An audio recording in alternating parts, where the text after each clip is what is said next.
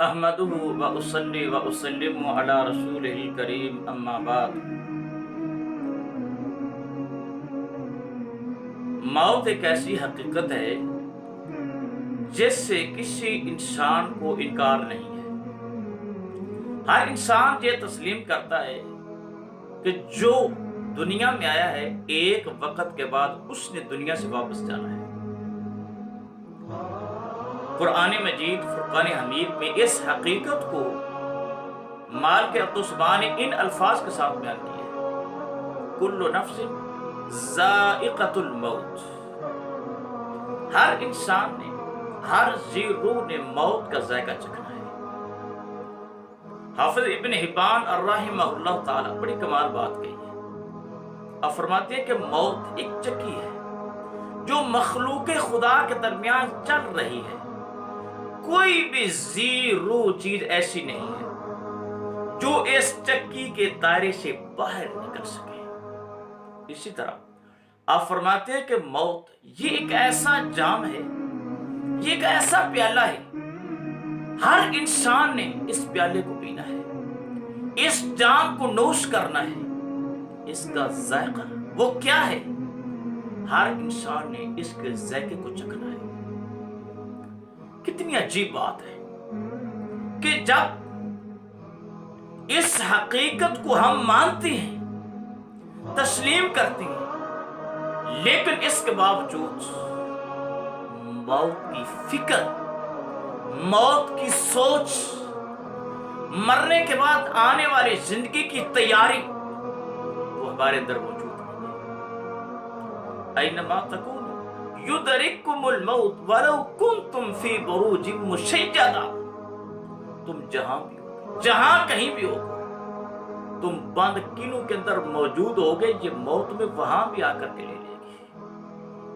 ایک بادشاہ گزری، خلیفہ ہارون الرشید، ان کے پاس ایک شاعر آئے، ابو العتاہیہ شاعر تھے۔ جب وہاں آئے تو خلیفہ ہارون الرشید نے کہا بھئی آپ ابو العتاہیہ ہیں؟ فرمایا جی جی۔ کہا وہ جو شاعر ہے ابو العتاہیہ وہ ہیں؟ فرمایا جی میں وہی شاعر ابو العتاہیہ ہی ہوں۔ آپ نے فرمایا فعزنی بِأَبْيَاتِ شِعْرٍ، مجھے چند اشعار کے ذریعے کوئی نصیحت کر، کوئی اچھی بات بتلا۔ سنیے اس شاعر نے کیا بات کہی۔ کہا فلا تَأْمَنْ بالموت طرف ولا نفس، موت سے ایک لمحہ کے لیے بھی بے خبر نہ ہو۔ وَإِن تَمَنَّعْتِ بِالْحُجَّابِ وَالْحَرَسِ، اگرچہ آپ بند کمروں کے اندر موجود ہو، ہزاروں پہرے دار باہر کھڑے اور آپ سمجھ لیں میں تو بند کمروں کے اندر ہوں، باہر اتنے پہرے ہیں، مجھے موت نہیں آ سکتی۔ نہیں، ایسی فکر نہ کریں۔ کیا مطلب؟ اگر زندگی گزارنی ہے تو موت کی فکر اور سوچ کو اپنے قلوب و اذہان کے اندر ہمہ وقت بٹھا کر کے رکھیں۔ وَاعْلَمْ أَنَّ سِهَامَ الْمَوْتِ قَاصِدَةٌ لِكُلِّ مُدَّرِعٍ مِنَّا وَمُدَّرِسٍ۔ کیوں؟ جان لو، تمہیں یہ علم ہونا چاہیے، موت کے تیر ہر انسان کو لگنے والے ہیں۔ موت کا تیر خطا نہیں ہو سکتا، خواہ کوئی عالیشان بنگلوں میں رہنے والا ہے یا چھوٹے سے مکان میں کچے گھر کے اندر رہنے والا ہے، موت کے تیر سے اپنی ذات کو وہ محفوظ نہیں کر سکتا۔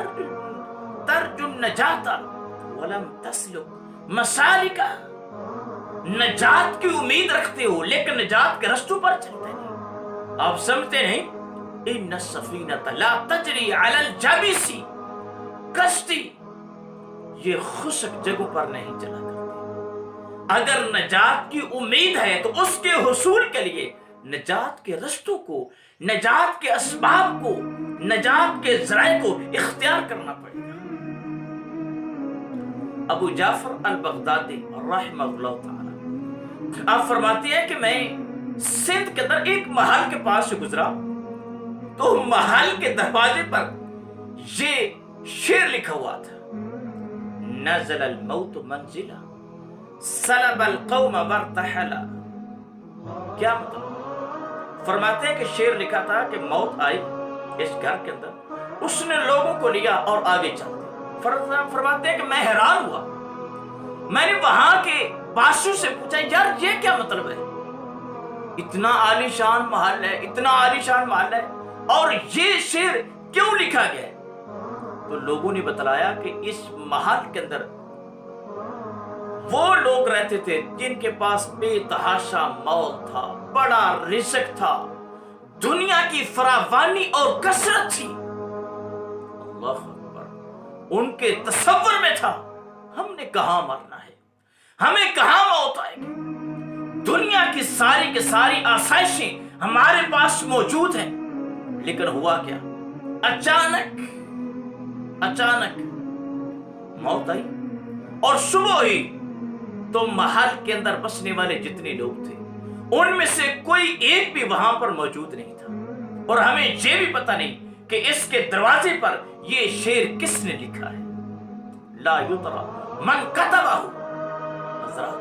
आज भी दुनिया के अंदर कितने ऐसे लोग हैं, मकान शुरू किया है, कोठी बनानी शुरू की है, एक महल का आगाज के दिल में ख्याल क्या है, इतना आलीशान महल है, दुनिया के आसाइशें जमा करूंगा और इसके अंदर अपनी जिंदगी बड़ी पुरसुकून तरीके से बसर करूंगा।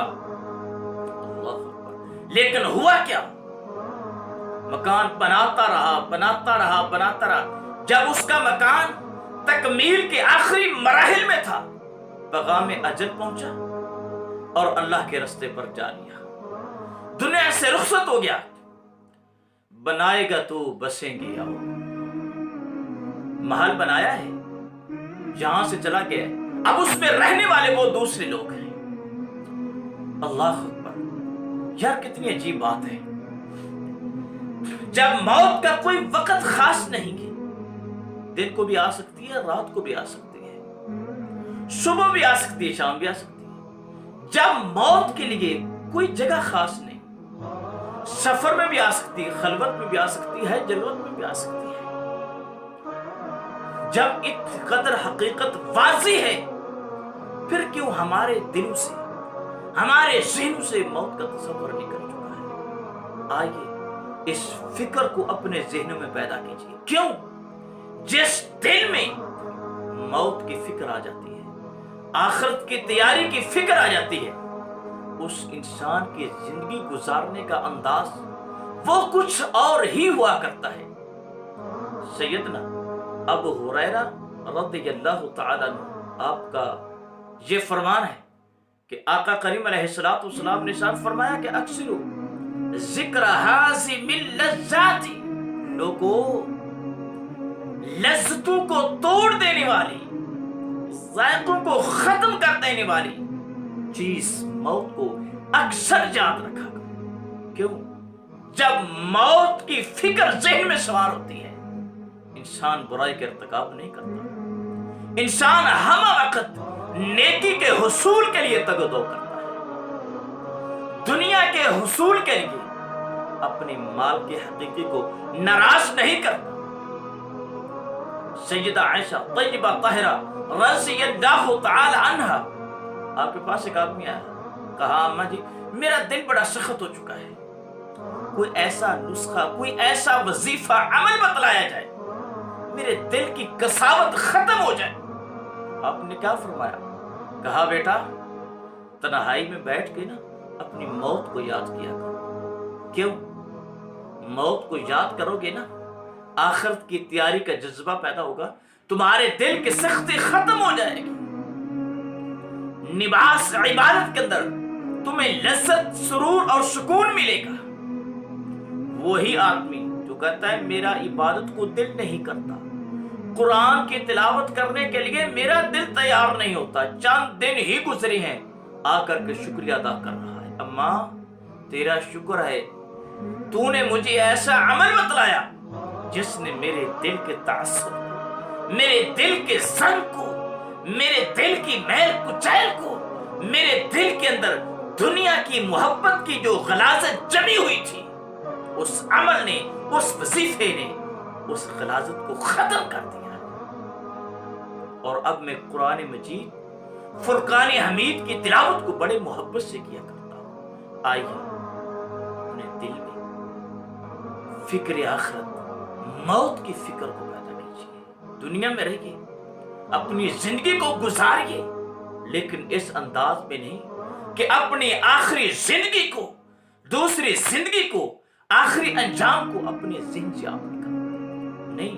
اگر ایسا کریں گے بے راہ روی کا شکار ہو جائیں گے۔ اللہ تبارک تعالیٰ ہمارے قلوب و اذہان کے اندر موت کی فکر پیدا کر دے، تاکہ ہمارے کردار، ہماری فکر، ہماری سوچ اور ہماری سیرت کی